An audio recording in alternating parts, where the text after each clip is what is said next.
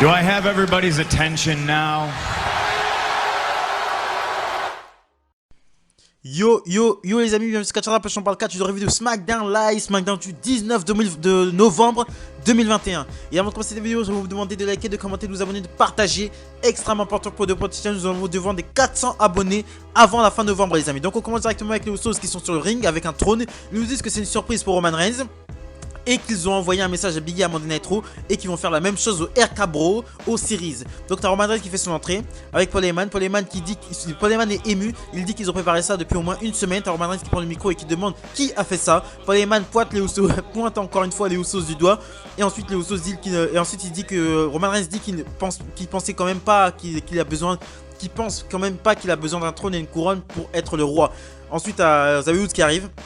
Et ensuite t'as Xavier Woods qui dit que pour avoir la couronne, le trône et la couronne ne lui appartiennent pas et que ça ne fait pas de lui un roi. Ce qui fait de lui un roi, c'est de faire du bien à l'univers de la WWE. Et ensuite il challenge Roman Reigns dans un match ce soir sans les Usos. Et ensuite il y a les Usos qui cassent la chaise et ensuite il dégage la chaise du ring. Et ensuite ils allaient casser la couronne mais Roman Reigns les arrête.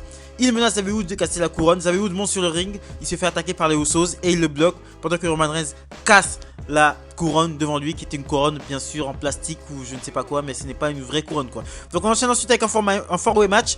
Ce sera un four-way match pour désigner la dernière place pour la Team SmackDown de Series. Donc ce four-way match se joue entre Jinder Mahal, Cesaro, Ricochet, Sheamus. Donc bonne action sur le ring, un four-way match c'est difficile de faire quelque chose de mauvais. Retour de Sheamus, ça fait très plaisir de le revoir. À un moment donné t'as Sheamus qui passe son brock kick sur Ricochet, mais t'as Cesaro qui brise de tomber. À un moment donné t'as Cesaro qui est prêt à placer son neutralizer sur Sheamus, mais t'as Ridge Holland qui arrive.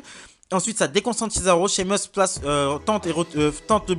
sur un brock kick sur Cesaro qui esquive. Mais Ridge Holland essaye de mettre un coup à Cesaro aussi esquive, mais quand il se retourne, il se prend le brock kick pour la victoire de Sheamus grâce à Ridge Holland. Donc Sheamus et Ridge Holland qui sont officiellement alliés et officiellement ensemble. On enchaîne directement avec un segment en backstage. T'as Megan Morant qui interviewe Sheamus et Ridge Holland après leur victoire et qui lui demande ce qui se passe entre les deux. Donc t'as Sheamus qui dit qu'il faut pas oublier que qu'il est l'inspiration de Ridge Holland, et Ridge Holland dit que sans Sheamus il serait fauché en Angleterre. Donc on enchaîne ensuite avec un match. Naomi et Aliyah font face à Shayna Baszler et Natty Hart.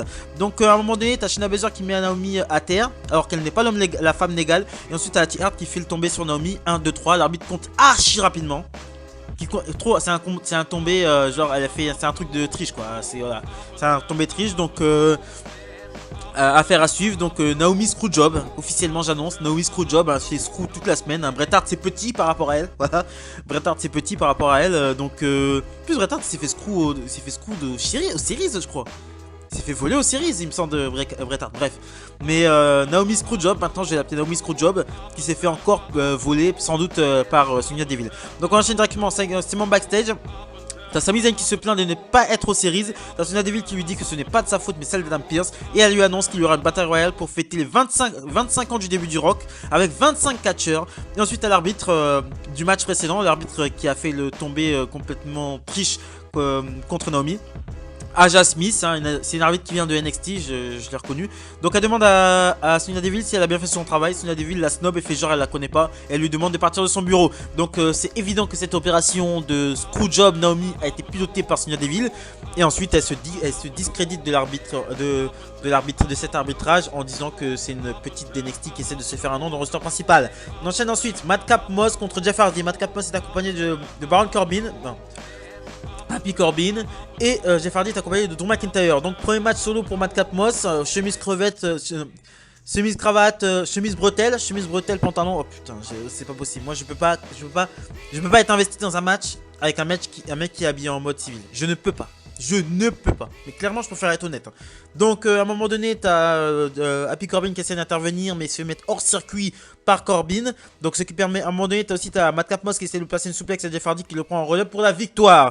Donc victoire de Jeff Hardy sur Madcap Moss. Et ensuite excusez-moi, ensuite t'as Corbin qui essaie d'attaquer Jeff Hardy mais qui se prend un Claymore Kick. Et Madcap Moss se prend un Sweaton pour conclure ce segment. On enchaîne ensuite avec Shinsuke Nakamura contre Angel Garza. Donc maintenant qui s'appelle Garza. Donc Nakamura est accompagné de Boogs et Garza de son cousin Humberto Carrillo. Victoire de Angel Garza avec son Kinshasa. Rien d'autre à noter.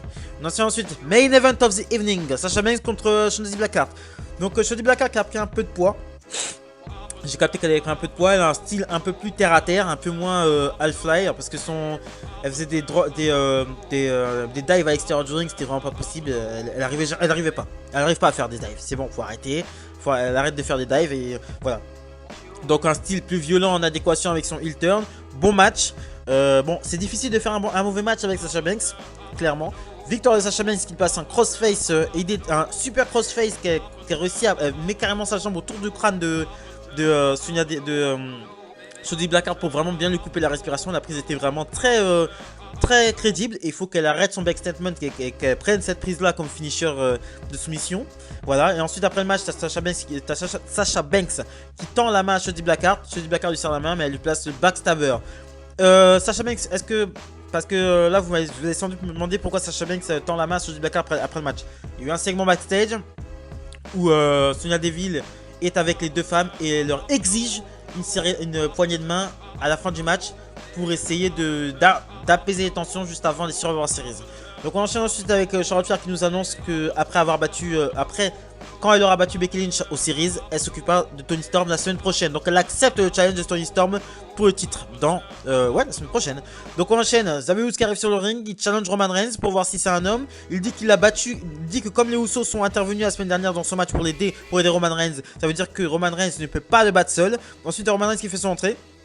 Il fait son entrée, il arrive vraiment devant le ring.